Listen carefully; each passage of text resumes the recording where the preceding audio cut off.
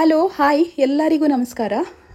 ತುಂಬ ದಿನದಿಂದ ತುಂಬ ಜನ ನನಗೆ ನೀವು ಯಾಕೆ ಮಂಗಳೂರು ಕನ್ನಡದಲ್ಲಿ ಮಾತಾಡೋದಿಲ್ಲ, ವಿಡಿಯೋ ಯಾಕೆ ಮಂಗಳೂರು ಕನ್ನಡದಲ್ಲಿ ಮಾಡೋದಿಲ್ಲ ಅಂತ ಹೇಳ್ತಾ ಇದ್ರು. ಸೊ ಎಲ್ಲರಿಗೋಸ್ಕರ ಈ ವಿಡಿಯೋ ನಾನು ಮಂಗಳೂರು ಕನ್ನಡದಲ್ಲೇ ಮಾಡ್ತಾ ಇದ್ದೇನೆ. ಏನಾದರೂ ಮಿಸ್ ಆದರೆ ದಯವಿಟ್ಟು ಕ್ಷಮೆ ಇರಲಿ, ನಗಬೇಡಿ ಅಂತ ಹೇಳ್ತಾ ಇವತ್ತು ನಾನು ನನ್ನ ಹಸ್ಬೆಂಡ್ ಮನೆ ಸೈಡ್ ಬಂದಿದ್ದೆ, ಕಾಸರಗೋಡು ಅಲ್ಲಿ. ಇಲ್ಲಿ ಮಧೂರು ಮಹಾಗಣಪತಿ ಟೆಂಪಲಲ್ಲಿ ಬ್ರಹ್ಮಕಲಶೋತ್ಸವ ನಡೀತಾ ಉಂಟಾಯ್ತಾ. ಹಾಗೆ ಇಲ್ಲಿ ಯಾವ ಥರ ಪ್ರಿಪರೇಷನ್ಸ್ ಆಗ್ತಾ ಇದೆ ಇವ್ರದ್ದು, ಯಾಕಂದರೆ ಇವತ್ತು ಮೂಡಪ್ಪ ಸೇವೆ ವಿಶೇಷ. ಹಾಗೆ ಎಷ್ಟು ಜನ ಇದ್ದಾರೆ ಎಲ್ಲ ನೋಡುವ ಬನ್ನಿ. ಹಾಗಾದರೆ ಬನ್ನಿ ವಿಡಿಯೋ ಸ್ಟಾರ್ಟ್ ಮಾಡುವ. ಹಾಯ್ ಹಲೋ ನಮಸ್ಕಾರ, welcome back to Pepper Hub channel.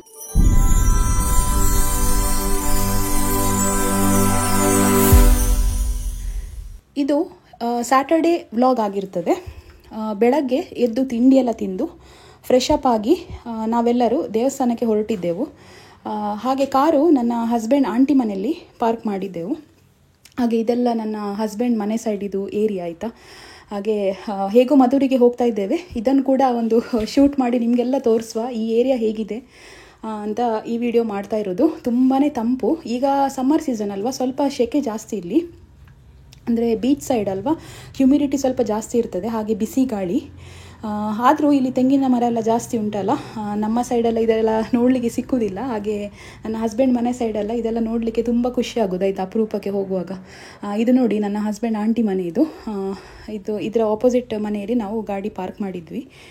ಹಾಗೆ ನನಗೆ ಸ್ವಲ್ಪ ಮಿಸ್ ಆಗ್ತದೆ ಕನ್ನಡ ಮಾತಾಡುವಾಗ, ಏನು ಅಂದ್ಕೊಳ್ಬೇಡಿ ಯಾರು ಸಹ, ಸ್ವಲ್ಪ ಅಡ್ಜಸ್ಟ್ ಮಾಡ್ಕೊಳ್ಳಿ. ನಿಮಗೋಸ್ಕರ ನಾನಿದು ಈ ಭಾಷೆಯಲ್ಲಿ ಮಾತಾಡ್ತಾ ಇದ್ದೇನೆ. ಹಾಗೆ ಮಧೂರು ದೇವಸ್ಥಾನದ ಹಿಂದಿನ ಕಥೆ ಏನು, ಮಧೂರು ಅಂತ ಹೆಸರು ಯಾಕೆ ಬಂತು, ಎಲ್ಲವನ್ನು ನಾನು ಈ ವಿಡಿಯೋದಲ್ಲಿ ನಿಮಗೆ ಶೇರ್ ಮಾಡ್ತೇನೆ. ಮಧೂರು ಟೆಂಪಲಿಂದ ಒಂದು 2 ಕಿಲೋಮೀಟರ್ ದೂರದಲ್ಲಿ ಉಳಿಯ ತಡ್ಕ ಅಂತ ಒಂದು ಪ್ಲೇಸ್ ಇದೆ. ಇದು ದೇವಸ್ಥಾನದ ಮೂಲ ಸ್ಥಾನ ಆಗಿರ್ತದೆ. ಸುಮಾರು ವರ್ಷಗಳ ಹಿಂದೆ ಮಧೂರು ಅಂತ ಒಬ್ಳು ಹರಿಜನ ಮಹಿಳೆ ಇರ್ತಾಳೆ. ಇವಳ ಕೆಲಸ ಏನಪ್ಪ ಅಂದರೆ ದಿನಾ ಕಾಡಿಗೆ ಹೋಗಿ ಸೊಪ್ಪು ಕಡಿದು ತರೋದು. ಹಾಗೆ ಒಂದಿನ ಸೊಪ್ಪು ಕಡಿತಾ ಇರಬೇಕಾದ್ರೆ ಅವಳ ಕತ್ತಿ ಇದೆ ಅಲ್ಲ, ಅದು ಕಲ್ಲಿಗೆ ತಾಗಿ ಬಿಡ್ತದೆ. ತಾಗಿದ ಕೂಡಲೇ ಕತ್ತಿಯಿಂದ ರಕ್ತ ಬರಲಿಕ್ಕೆ ಸ್ಟಾರ್ಟ್ ಆಗ್ತದೆ. ರಕ್ತ ಬರುವಾಗ ಇವಳಿಗೆ ಒಂದ್ಸಲ ಆಶ್ಚರ್ಯ ಕೂಡ ಆಗ್ತದೆ, ಅದೇ ಥರ ಭಯ ಕೂಡ ಆಗ್ತದೆ. ಹಾಗೆ ಅವಳು ಆಗಿನ ಕಾಲದ ರಾಜರ ಆಸ್ಥಾನಕ್ಕೆ ಹೋಗಿ ಈ ವಿಷಯ ಎಲ್ಲ ಹೇಳ್ತಾಳೆ. ಅದೇ ಕೂಡಲೇ ರಾಜ ಏನು ಮಾಡ್ತಾನಂದರೆ, ಆ ಆಸ್ಥಾನದ ಜ್ಯೋತಿಷರು ಇರ್ತಾರಲ್ಲ ಅವ್ರ ಹತ್ರ ಅಷ್ಟಮಂಗಳ ಪ್ರಶ್ನೆ ಇಡಲಿಕ್ಕೆ ಹೇಳ್ತಾನೆ. ಹೀಗೆ ಈ ಅಷ್ಟಮಂಗಳ ಪ್ರಶ್ನೆಯಲ್ಲಿ ಆ ಕಲ್ಲು ಸಾಮಾನ್ಯವಾದಂಥ ಕಲ್ಲಲ್ಲ ಅಂತ ಕಂಡು ಬರ್ತದೆ. ಅದೇ ರೀತಿ ಜ್ಯೋತಿಷರು ಏನಿರ್ತಾರೆ ನೋಡಿ, ಅವರು ಇದಕ್ಕೆ ದೇವಸ್ಥಾನ ಅಂದರೆ ಪ್ರತಿಷ್ಠೆ ಆಗಬೇಕು, ಈ ಕಲ್ಲಿಗೆ ಪ್ರತಿಷ್ಠೆ ಮಾಡಬೇಕು, ಹಾಗೆ ಈ ದೇವಸ್ಥಾನ ಎಲ್ಲಿ ಕಟ್ಟುದು ಅಂತ ಅವರು ಯೋಚನೆ ಮಾಡ್ತಿರ್ಬೇಕಾದ್ರೆ ಆ ಜ್ಯೋತಿಷ್ಯರು ಆ ಮಧೂರು ಅಂತ ಒಬ್ಳು ಮಹಿಳೆ ಇರ್ತಾಳಲ್ಲ ಅವಳ ಹತ್ರ ಕತ್ತಿಯನ್ನು ಎಷ್ಟು ಆಗ್ತದೆ ಅಷ್ಟು ದೂರ ಎಸಿಲಿಕ್ಕೆ ಹೇಳ್ತಾರೆ. ಅವಳು ಎಸ್ದಂಥ ಕಲ್ಲು ಈ 2 ಕಿಲೋಮೀಟರ್ ಇರುವಂಥ ಈಗ ಏನು ಮಧುರ ದೇವಸ್ಥಾನ ಆಗಿದೆ ನೋಡಿ, ಅಲ್ಲಿ ಹೋಗಿ ಬೀಳ್ತದೆ. ಫಸ್ಟಿಗೆ ಅಲ್ಲಿ ದೇವಸ್ಥಾನ ಇರುವುದಿಲ್ಲ, ಅಂದರೆ ಕಟ್ಟಿ ಆಗಬೇಕಷ್ಟೇ ಅಲ್ವಾ. ಹಾಗೆ ಅಲ್ಲಿ ಒಂದು ಹೊಳೆ ಹರಿತಾ ಇರ್ತದೆ. ಈಗಲೂ ಕೂಡ ದೇವಸ್ಥಾನದ ಹಿಂದೆ ಅಂದರೆ ಎದುರು ಬದಿ ಹೊಳೆ ಹರಿತಾ ಇದೆ, ಅದಕ್ಕೆ ಮಧುವಾಹಿನಿ ಅಂತ ಹೆಸರು ಆ ಹೊಳೆಗೆ. ಅಲ್ಲಿ ಹೋಗಿ ಆ ಕತ್ತಿ ಬೀಳ್ತದೆ. ಹಾಗಾಗಿ ಕತ್ತಿ ಬಿದ್ದ ಸ್ಥಳದಲ್ಲಿ ಅವರು ನೋಡಿ ಈ ದೇವಸ್ಥಾನವನ್ನು ಕಟ್ಟಿರ್ತಾರೆ. ಅಂದರೆ ಆ ಕಲ್ಲಿದೆ ನೋಡಿ, ಅದು ಈಶ್ವರನ ಕಲ್ಲು, ಮದನಂತೇಶ್ವರ ಅಂತ. ಮಹಾಗಣಪತಿ ಈ ಏನು ಹೇಳ್ತಾರೆ ಅದಕ್ಕೆ, ಈ ಮಹಾಗಣಪತಿ ಐಡಲ್ ಇರ್ತದಲ್ಲ, ಅದು ಉದ್ಭವ ಮೂರ್ತಿ ಆಗಿರ್ತದೆ. ಅದು ಹೀಗೆ ಸಿಕ್ಕಿರುವಂಥದ್ದಲ್ಲ, ಅದು ತಾನಾಗಿ ಅಲ್ಲಿ ಉದ್ಭವ ಆಗಿರುವಂಥದ್ದು. ಈ ರಕ್ತ ಬಂದಂಥ ಕಲ್ಲು ಇರ್ತದೆ ನೋಡಿ, ಅದು ಶಿವನ ಮದನಂತೇಶ್ವರ ವಿಗ್ರಹ ಆಗಿರ್ತದೆ.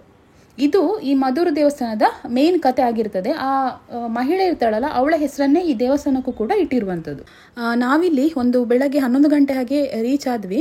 ನಮಗೆ ಗಾಡಿ ಪಾರ್ಕ್ ಮಾಡಲಿಕ್ಕೆ ಕೂಡ ಜಾಗ ಇರಲಿಲ್ಲ ಇಲ್ಲಿ. ನಾನು ಆಗ ಸ್ಟಾರ್ಟಿಂಗ್ ನಿಮಗೆ ಉಳಿಯ ತಡ್ಕ ಅಂತ ಒಂದು ಹೇಳಿದೆ ಅಲ್ಲ ಪ್ಲೇಸ್, ಅಲ್ಲೇ ನಾವು ಗಾಡಿ ಇಟ್ಟದು. ಅಲ್ಲಿಂದ ಹೋಗೋರಿಗೆ ಬಸ್ ಸರ್ವಿಸ್ ಕೂಡ ಇದೆ, ಆಟೋ ಸರ್ವಿಸ್ ಕೂಡ ಇದೆ. ಇದು ಫ್ರೀ ಸರ್ವಿಸ್, ಇದಕ್ಕೆ ಚಾರ್ಜಸ್ ಏನು ಮಾಡೋದಿಲ್ಲ ಅವರು. ಅಂದರೆ ಈಗ ಏಜ್ ಆದವರಿಗೆ, ಏಜ್ಡ್ ಪೀಪಲಿಗೆಲ್ಲ ನೀವು ಆಟೋದಲ್ಲಿ ಹೋಗ್ಬೋದು.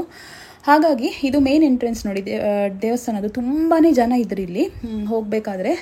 ಹಿಂದಿನ ದಿನ ಮಳೆ ಕೂಡ ಬಂದಿತ್ತು, ಹಾಗಾಗಿ ಹಿಂದೆ ದೇವಸ್ಥಾನದ ಹಿಂದೆ ಗದ್ದೆಯಲ್ಲಿ ತುಂಬ ಕೆಸರಿತ್ತು. ನಮಗೆ ಅಂದರೆ ಇದೇ ಟೈಮಲ್ಲಿ ನಾವು ಊರಿಗೆ ಕೂಡ ಬಂದಿದ್ವಿ. ಹಾಗೆ ದೇವರ ದರ್ಶನ ಕೂಡ ಆಯಿತು, ತುಂಬಾ ಖುಷಿ ಆಯಿತು. ಬ್ರಹ್ಮಕಲಶದ ಟೈಮಲ್ಲೇ ದೇವಸ್ಥಾನದ ದರ್ಶನ ಕೂಡ ಆಯಿತು ಅಂತ. ಇದೇ ದಿನ ರಾತ್ರಿ 11 ಗಂಟೆಗೆ ಮೂಡಪ್ಪ ಸೇವೆ ಕೂಡ ಇರ್ತದೆ. ಅಂದರೆ ಈ ಅಪ್ಪ ಪ್ರಸಾದ ಇರ್ತದಲ್ಲ, ಅದರಲ್ಲಿ ಗಣಪತಿ ವಿಗ್ರಹವನ್ನು ಕಂಪ್ಲೀಟಾಗಿ ಮುಚ್ತಾರೆ. ಇದು ಬೆಳಿಗ್ಗೆ 6:15, 6:30 ಟೈಮಲ್ಲಿ ಇದನ್ನು ತೆಗೆದು ಪ್ರಸಾದ ರೂಪದಲ್ಲಿ ಎಲ್ಲರಿಗೂ ಕೊಡ್ತಾರೆ.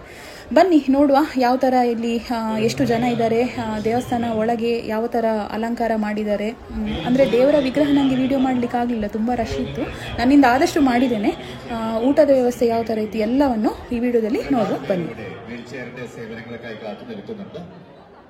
വീൽചെയറുമായി ക്ഷേത്ര ദർശനത്തിന് പോയ ആളുകൾ എത്രയും പെട്ടെന്ന് തന്നെ പരമാവധി വേഗം ദർശനം പൂർത്തിയാക്കി വീൽചെയർ ഇവിടെ എത്തിക്കാൻ ശ്രദ്ധിക്കുക. വളരെയധികം ആളുകൾ ക്ഷേത്ര ക്രമീകരണങ്ങളിൽ ചില പാളിച്ചകളുണ്ടായിരുന്നു. ദർശനശാലയിലേക്ക് പോകുന്ന വഴിയിൽ പരിസരങ്ങളിൽ ചില വെള്ളിക്കെട്ടിക്കുന്നുണ്ട്. കടന്നു പോകുന്ന വഴിയിൽ നഗരൊഴുകാൻ പ്രധാന സംഭവിക്കാതിരിക്കാൻ പൂർണ്ണമായ സ്ഥിതിയോടുകൂടി തന്നെ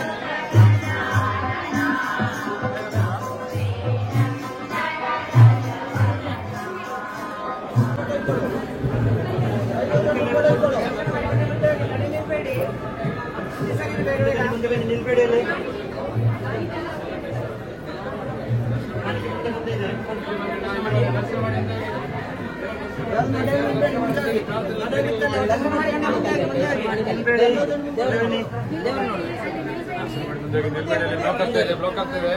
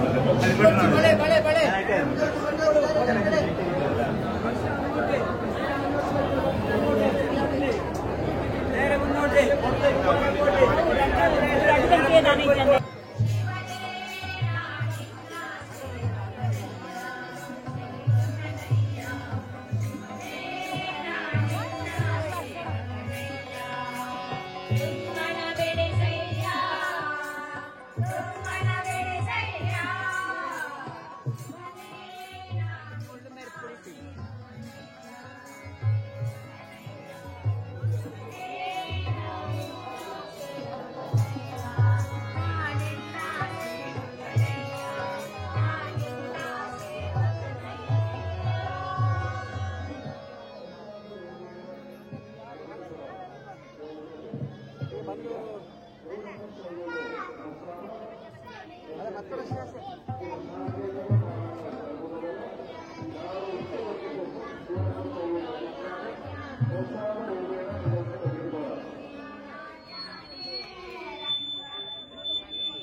ನೋಡಿ ಇಲ್ಲಿ ಪಕ್ಕದಲ್ಲಿ ನಿಮಗೆ ಒಂದು ಹೊಳೆ ಕಾಣ್ತಾ ಉಂಟಲ್ಲ, ಇದು ಮಧುವಾಹಿನಿ ಹೊಳೆ. ದೇವಸ್ಥಾನದ ಎದುರು ಭಾಗದಲ್ಲಿ ಇರುವಂಥದ್ದು. ಇಲ್ಲಿಂದ ನಮಗೆ ಊಟದ ವ್ಯವಸ್ಥೆ ಮಾಡಿದ್ದಾರೆ. ಇಲ್ಲಿ ಹೀಗೆ ನಡ್ಕೊಂಡು ಹೋದರೆ ಹಿಂದೆ ನಮಗೆ ದೊಡ್ಡ ಗದ್ದೆ ಸಿಗ್ತದೆ.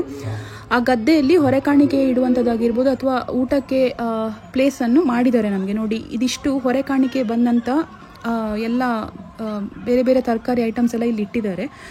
ಬೇರೆ ಬೇರೆ ಸಂಘಗಳಾಗಿರ್ಬೋದು ಎಲ್ಲರೂ ಕೊಟ್ಟಂತಹ ಹೊರೆ ಕಾಣಿಕೆಯನ್ನು ಇಲ್ಲಿ ಇಟ್ಟಿರುವಂಥದ್ದು. ನೆಕ್ಸ್ಟ್ ಹಾಗೆ ಮುಂದೆ ಬಂದರೆ ಇದು ಊಟದ ವ್ಯವಸ್ಥೆ. ಎಷ್ಟೋ ಸಾವಿರ ಜನ ಒಂದೇ ಟೈಮಲ್ಲಿ ಕೂತ್ಕೊಂಡು ಊಟ ಮಾಡುವಂಥ ವ್ಯವಸ್ಥೆಯನ್ನು ಕೂಡ ಮಾಡಿದ್ದಾರೆ. ಸೊ ನೋಡಿದ್ರಲ್ಲ ಬ್ರಹ್ಮಕಲಶ ಯಾವ ಥರ ನಡೀತಾ ಇದೆ ಅಂತ. ಎಲ್ಲರಿಗೂ ಈ ವಿಡಿಯೋ ಇಷ್ಟ ಆಗಿದೆ ಅಂತ ತಿಳ್ಕೊಳ್ತಾ, ಮಹಾಗಣಪತಿ ದೇವರು ಎಲ್ಲರಿಗೂ ಒಳ್ಳೇದು ಮಾಡಲಿ ಅಂತ ಹೇಳ್ತಾ ಈ ವ್ಲಾಗ್ನ ಇಲ್ಲಿಗೆ ಎಂಡ್ ಮಾಡ್ತಾ ಇದ್ದೀನಿ.